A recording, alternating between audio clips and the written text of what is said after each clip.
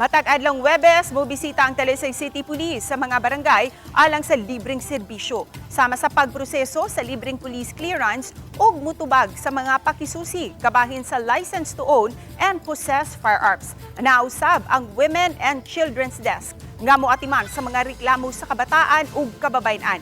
Ikaduhang higayon na ang Talisay City Police nga misalmot sa aksyon agad barangay visit. Diin ang mga serbisyo sa City Hall gihatod sa kabarangayan. Nagsilbi usab kining one-stop shop program tungod kay misalmot man usab sa programa sa mga national agencies. Lakip sa gitanyag ang mga health services alang sa mga tao o sa mga hayop.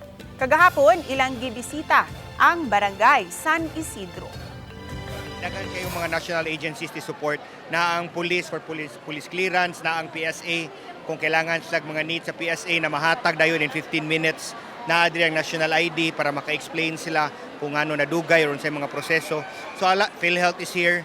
So a lot of national agencies. We have our national police clearance, makakuha sila diri, which is subsidized by our local government units. So wala na sila kanang pagabayran.